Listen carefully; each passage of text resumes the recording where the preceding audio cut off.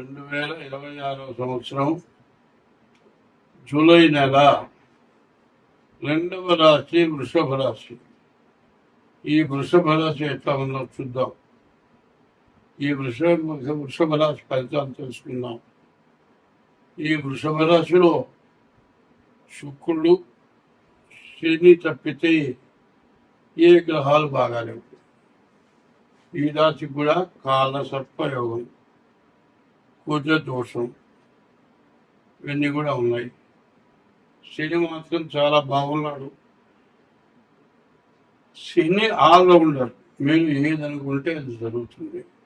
మీరు అనుకున్నది చేయగలుగుతారు. కానీ ఇప్పుడు ఉన్న గ్రహాలన్నీ కూడా బాగా లేకపోవడం చేత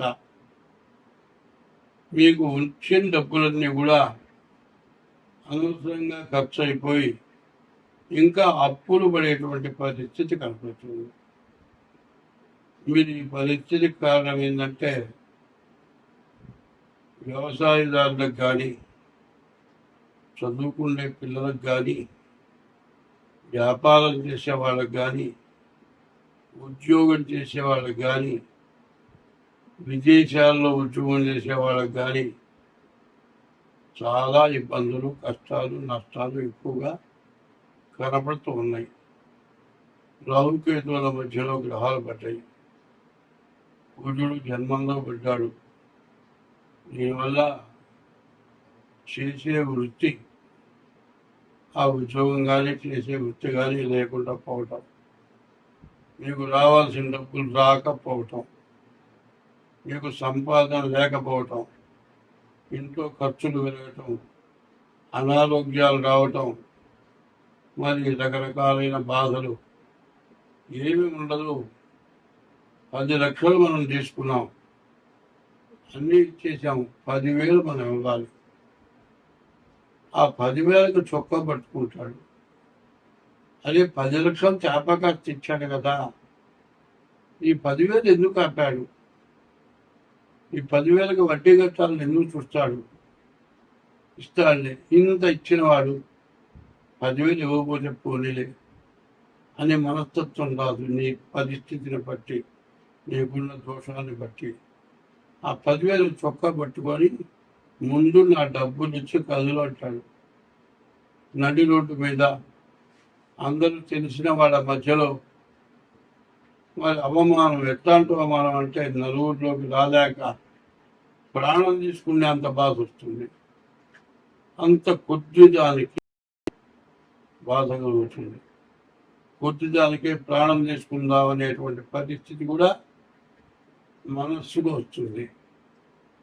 కానీ ఎప్పుడు ఎవరైనా సరే సుఖం వచ్చినప్పుడు ఆనందపడటం, కష్టం వచ్చినప్పుడు దుఃఖపడటం, కష్టం వచ్చినప్పుడు ఏదో ఒకటి చేసుకొని చచ్చిపోదాం అనుకోవటం, ఇట్లాంటి పద్ధతులు ఎవరికి కూడా మంచిది కాదు.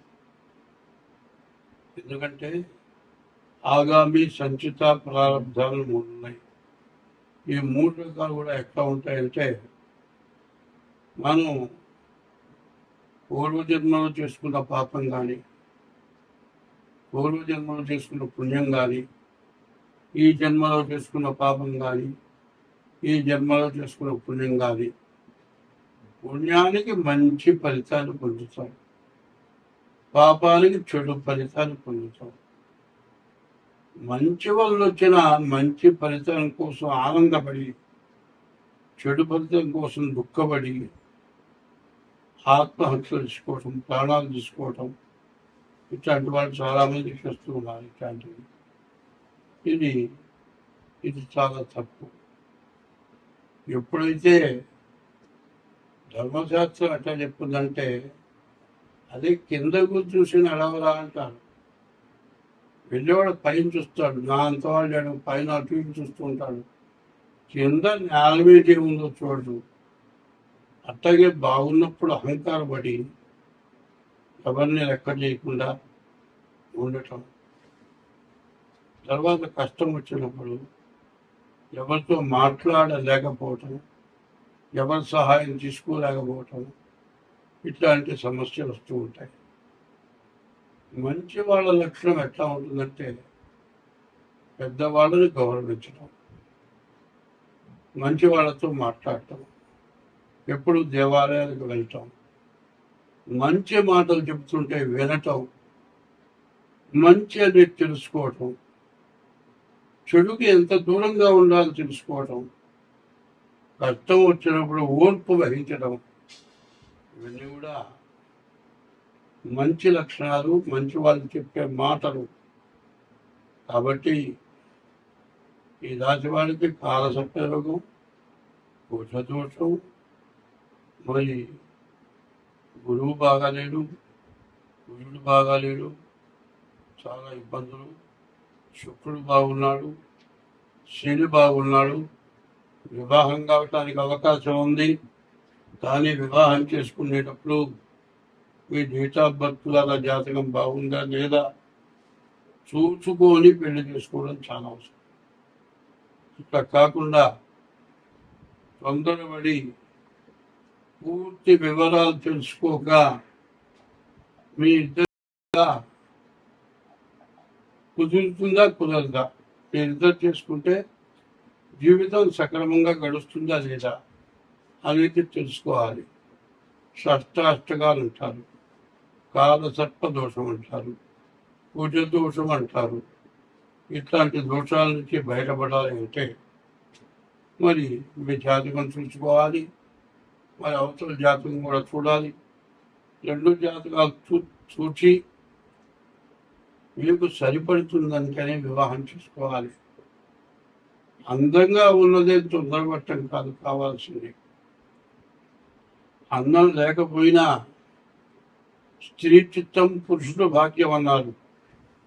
ఆడ మనిషి మంచి జ్ఞానం కలిగిందైతే, ఎంతో పుణ్యాత్మురాలైతే ఆ కుటుంబం ఎంతో బాగుపడుతుంది. బిడ్డ వచ్చిన వేళ గుడ్డు వచ్చిన వేళ అంటారు. ఒక ఆడపిల్ల వివాహం చేసుకుని మన ఇంటికి వస్తే ఆ కోడలు అడుగు పెట్టిన వేళ బాగా కలిసి వస్తుంది. ఇరుడు పల్లెటూళ్ళల్లో బరగొడ్డలు కొనుక్కునేవాళ్ళు. ఒక్కొక్క గుడ్డు వస్తే నష్టం వస్తుంది, ఒక్కొక్క గుడ్డు వస్తే కలిసి వస్తుంది. దాన్ని బిడ్డ వచ్చిన వేళ గొడ్డు వచ్చిన వేళ అంటారు. అటువంటివన్నీ కూడా తెలుసుకొని, ఇప్పుడు అందులో ఆడపిల్లలు చాలా తక్కువైనారు, మగపిల్లలు ఎక్కువైనారు. మగపిల్లలకు ఆడపిల్లలు దొరకటం లేదు. మరి తొందరపడి తెలుసుకోకుండా ఎట్లా పడితే అట్లా పెళ్లి చేసుకుంటే, పెళ్లి చేసుకున్న తర్వాత నెల తిరగకుండానే కోట్లకు ఎక్కిన వాళ్ళు ఉన్నారు. పెళ్లి చేసుకున్న తర్వాత వెంటనే జైలు పాలు కావాల్సి వచ్చిన రోజులు కూడా ఉన్నాయి. ఇట్లాంటి ఇబ్బందులు చాలా పడుతున్నారు. ఎందుకంటే పెళ్లి అన్నాళ్ళకు కాక ఇక పెళ్లి కాదేమో అనే ఆలోచనతో తొందరపడి పెళ్లి చేసుకొని జాతకాలు కలవక తర్వాత బాధలు పడుతున్నారు. కాబట్టి ఈ రాశి వాళ్ళు చాలా జాగ్రత్త పడాలి.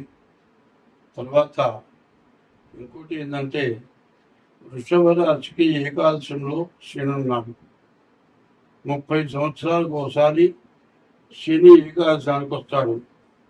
ఇంకా సంవత్సరం 6 మాసాలు శని ఏకాదశంలో ఉంటాడు.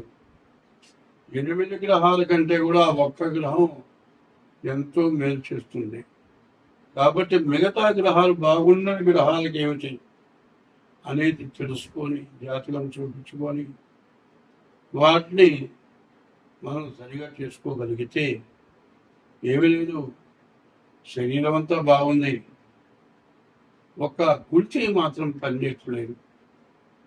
ఎందుకన్నా పనికి వస్తాం, లేకపోతే ఒక కాలు నడవడానికి లేదు, ఎంత బాధపడతాం. అట్లాగే ఈ 9 గ్రహాల్లో మిగతా బాగుండని రాహువు, కేతువు, కుజుడు.